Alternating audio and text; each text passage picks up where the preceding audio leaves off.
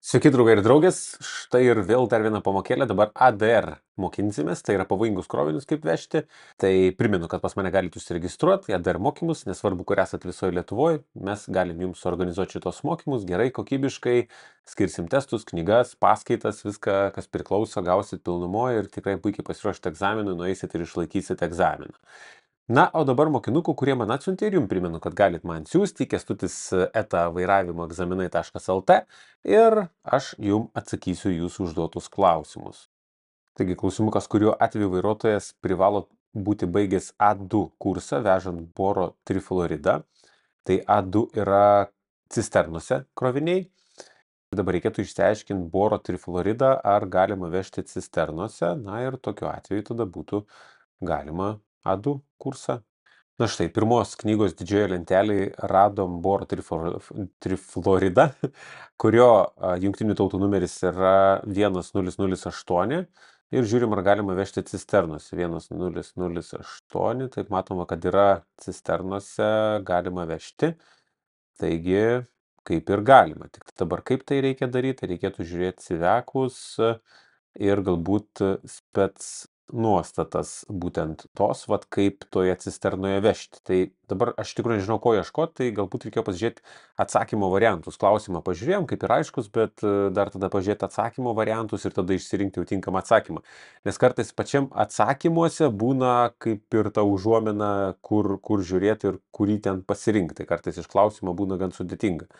Man ta cisternos kode esanti M raidelė, dar dabar galvoju, reikėtų pasižiūrėti, ką jinai reiškia, gal kažkaip užves. Tai pradžioje didžiosios lentelės, pirmoji knygoje 3.2 skyriuje yra kiekvieno to stulpelio aprašymas. Tai kiekvienam tam stulpelį, kadangi ten mūsų buvo cisternos kelintas 11 kilnojamos cisternos, 12 ADR cisternų kodai ir ieškom to M reikšmės, va čia yra M reikšmė, tai galim pažiūrėti, ką jinai reiškia, kai yra tame kode. Po cisternos kodų nurodyta M raidė reiškia, kad medžiaga taip pat gali būti vežama transporto priemonės baterijoje ir DDK. DDK tai yra daugiaelementis dujų konteineris. Tai aš sakyčiau, kad atsakymas toks ir buvo paprastas. Reikėjo būtent pagal tą M raidelę ir nustatyti, kad teisingas atsakymas yra vežant transporto priemonės bateriją.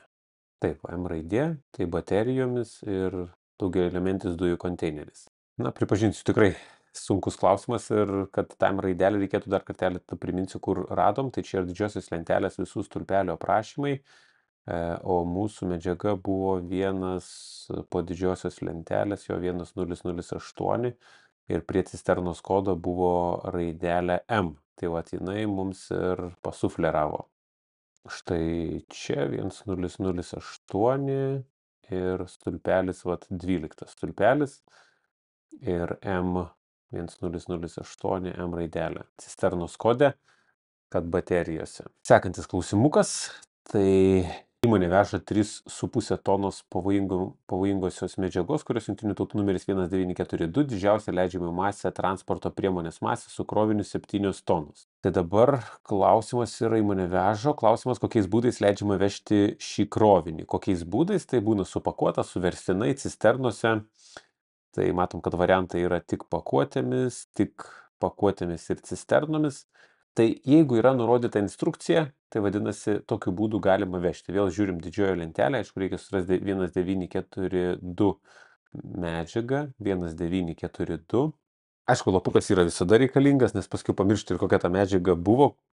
Lyg tai jau dabar vėl pamiršau, 1942 atrodo. Jo, 1942. Taigi ieškam medžiagos 1942. Va, štai mūsų medžiaga.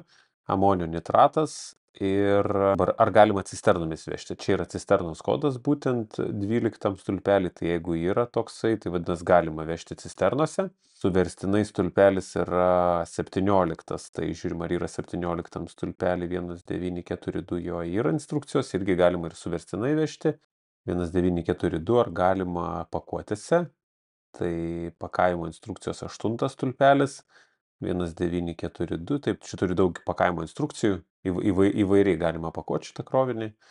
Ir ar galima vežti su kilnojama cisterna, taip pat matom, kad yra nemažai irgi instrukcijų, tai galima vežti ir su kilnojama cisterna. Tai aš būčiau pažymėjęs, kad galima visais būdais, o teisingas atsakymas buvo pakuotėmis, cisternomis su verstinai. Tai reiškia, iš 3 variantų reikėjo vieną pasirinkti, tik pakuotėmis, ne, tik pakuotėmis ir cisternomis, ne, nes su verstinai irgi galima.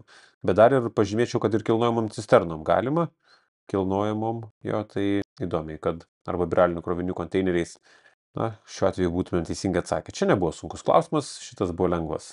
Ar leidžiama į jūsų transporto vienetą pakrauti kitą pavojingą krovinį, jei į ją pakrauta 20 paveikslelėje parodytų, tai šitam turbūt paveikslėje parodytų pakuočių, 1,4G klasifikacinio kodo ir 14 kg neto masės. Na, tai reikia, aišku, irgi prisiminti dvi tokias savokas, kad ar galima pakuoti krovinį į vieną dėžutę, skirtingus, pavyzdžiui, buteliukus dėti tos medžiagos, arba krauti, tai reiškia skirtingos paletės, ar gali būti į konteinerį. Tai yra tik tai kelios vietos knygoje, kur galima pasižiūrėti tą bendrą mišrų krovimą. Tai dabar parodysiu kur. Tik prieš tai, kad nepamirščiau, užsirašysiu medžiagą. Tai buvo sprogstama medžiaga 1,4G 14 kg. Ir tada buvo pirmam variante 3268 medžiaga, 3268 medžiaga.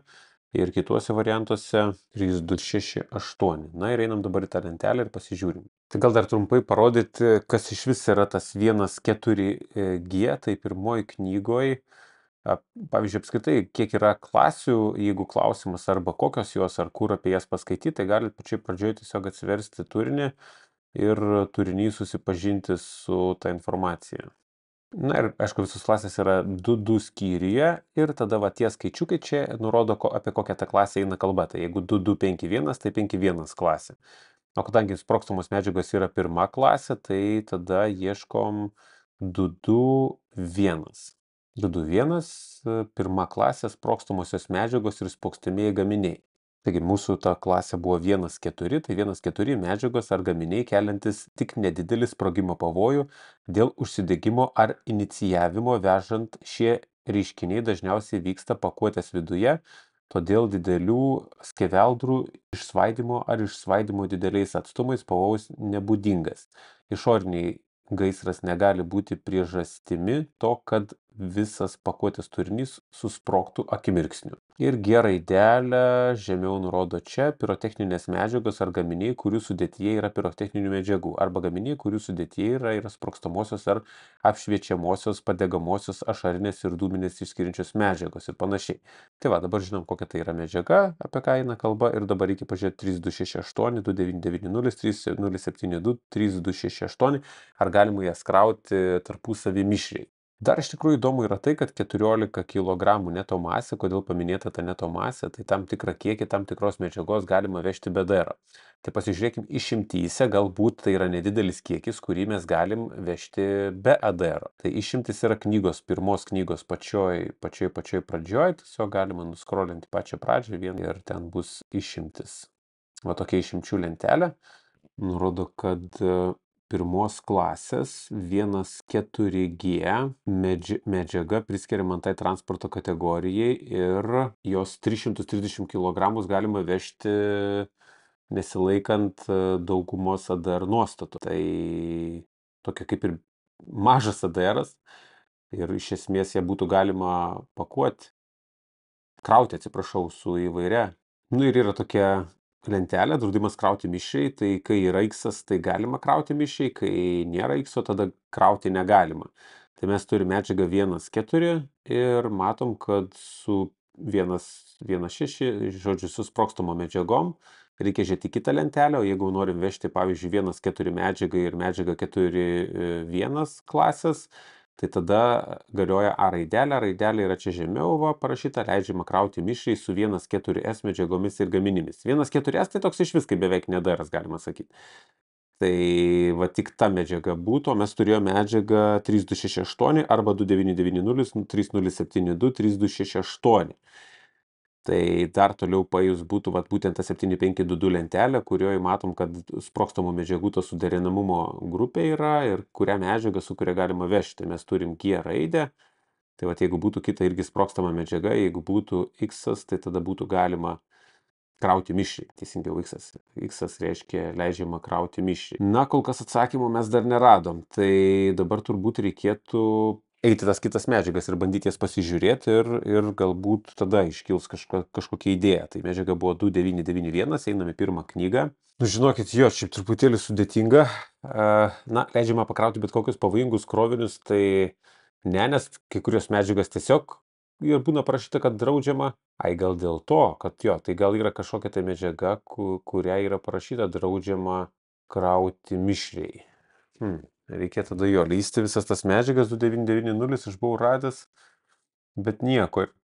Po to, reiškia, 3268, būtent šitą medžiagą saugos įtaisai elektriniai.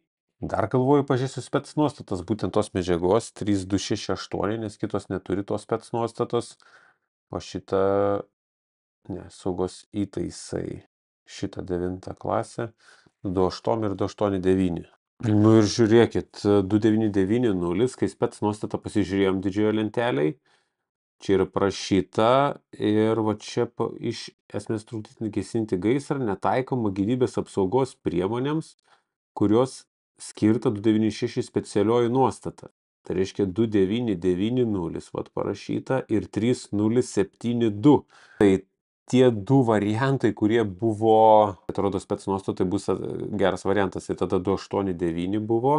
Na, šitas dėl spec nuostatų ir sakyčiau, kad yra teisingas. Sekantis klausimas. Kaip turi būti paruošta transporto priemonė, vežanti autoreaktingas medžiagas, kontroliuojant temperatūrą pakuotėse, kai tara užpildyta šaldomuoju agentu? Na, klausimas yra apie konkrečią medžiagą, tai gal apie tas autoreaktingas medžiagas pabandykim truputėlį paskaityti. Labai dažnai būna pačiam pirmam puslapį, antram, trečiam, ten nedaug reikia skaityti. Klasės yra skyriuje 2.2.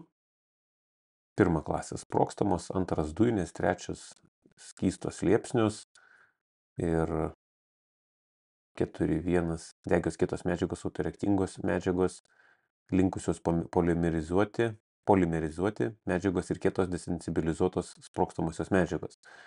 Tai va, autoreaktingos, taip šitas mes kalbėjom. Tai va, 4.1 klasė apima pagal raidelės, pagal klasifikacinį kodą, degios kietos medžiagos nekontroliuojamai temperatūrai ne šitas, degios kietos medžiagos ne.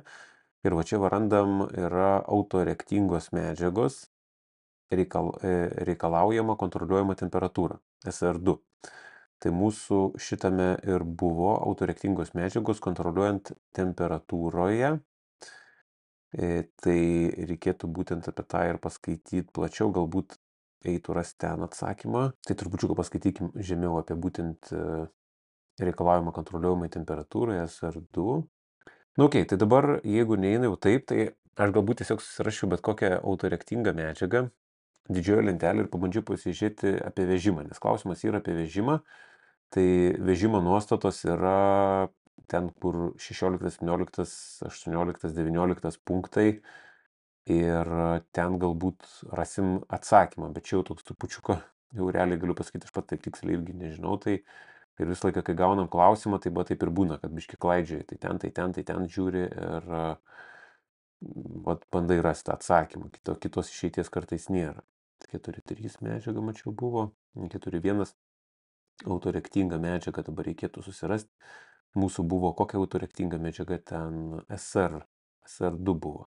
Tai va čia, kur klasifikacinis kodas, susiraskim bet kokią medžiagą su SR.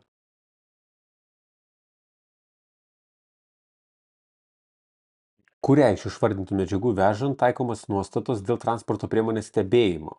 Nu, tai čia žinom, 20 stulpeliai ten turi būti S, ne, raidelės ir pagal jas. Kai bendra medžiagos masė transporto vienete viršyje 1000 kg. Matom, čia medžiagos yra cinko bromatas ir yra azoto oksida atšaldytas skystas. Ir jungtinių tautų numeris 2469 ir 221. Tai reikia užsirašyti 2334 ir 2201. Tai, matom, kuris buvo teisingas, bet tik nesuprantam, kodėl. Tai, čia turėtų būti dėl stebėjimo pats lengviausias klausimukas. Tai pirmoji knygoje ieškom tos medžiagos. Štai radom 2334, alilaminas ir 20 stulpelį Čia turėtų, atsiprašau, 19 stulpelį, ne 20, jau sumaišiau. 20 yra pavojaus identifikavimo numeris, o 19 stulpelį yra eksploatacija. Ir 2334 medžiaga S2. Tai dabar turim atsiversti skyrių 8.5 ir pažiūrėti, ką reiškia S2. 8.5 skyrius ir čia turi būti S mūsų, SS2. Tai papildomi liepsniai skysčiai ar dujų vežimo reikalavimai, nešėjami šviestuvai, kuro naudojančių šildytuvų. Aha, nėra čia. Jo, tada stebėjimas gali būti dar taikomas, jeigu tai yra ypač pavojinga medžiaga. Tai ypač pavojingos medžiagos yra skyrius 1.10 pirmoji knygoj, o čia fizinės saugos nuostatai. Ir va šita lentelė ir tam tikras kiekis tos medžiagos vežant jau skaitome kaip ypač pavojingo. Jeigu ypač pavojinga medžiaga, turi būti saugos planas ir jie turi būti taikomas stebėjimas. Tai tada, pamiršau, kokią mes šią medžiagą turėjom, kai bendra medžiagos masė transporto vienete viršyje 1000 kg. Pasižymim 1000 kg. Oi, bet aš vis tiek kažką netai pasižiūrėjau, nes šitai medžiagai S yra daugiau. Tai čia yra S2, S9, S14. Bet būtų galima buvę ir pagal ypač pavojingą, jeigu tai būtų spręsti. Bet jo, tai S2, S9, S14 jinai turi. Ir tada 8.5, pamiršau kokie buvo vėl. Kokia trumpa atmintis. S2 žiūrėjom, S9 dabar žiūrim. Tai vat, vežant šias medžiagas, sustoti dėl techninių reikalavimų netoli gyvenamųjų vietų ar žmogaus susibūrimo vietų, ilgesniam stovėjimui netoli šių vietų, galima tik kompetitingoms institucijoms leidus. Jo, tai čia yra dar biški ne ta. Ir S14 matom yra, tai S14 mums taikomas 8.4 skyriaus nuostatos dėl transporto priemonių stebėjimo, taikomas transporto priemonių vežančiams bet kokį kiekį šių medžiagų, vat parašyta. Tai 8.4 skyrius, tai yra tas, kad privalomas taikyti yra stebėjimas. Tai galiu trumpai parodyti 8.4 skyrių. Jisai čia šalia, biškai paskrolinus į viršų, 8.4. Prabėgau, atsiprašau. 8.4, tai reiškia, jūs turit statyti transporto priemonę kaip nurodyta A punktą. Jeigu taip neišeina, tada turit statyti transporto priemonę kaip B punktą. Jeigu taip neišeina, tai jau tada iš bėdos gali statyti pagal C punktą. Čia pamokėlės, kaip bus, tai ir buvo. Šiaip turėt šitą atsakyti, čia jau per pamoką apkalbėjom, čia nebuvo sunkus klausimas. Na, žiūrim toliau, sekanti. Kas atsakingas už draudimo krauti mišriai vykdymą? Vairuotojas, jeigu jis nustatė pakuočių mišraus krovimo pažeidimą. Buvo teisingas atsakymas, o reikėjo ieškoti būtent. Čia šiaip ir pagal turinį gal būtų buvę galima išklausti, kai būna klausimas apie tai, kas atsakingas ten už pakrovimą, iškrovimą ir tvarkymą, tai aišku, galėtumėm didžiojo lentelėje žiūrėti pagal tą stulpelį 17 arba tiesiog pagal turinį tada. Nes kai ieškom teisingo atsakymą, visą laiką ieškom pagal didžiąją lentelę arba pagal turinį.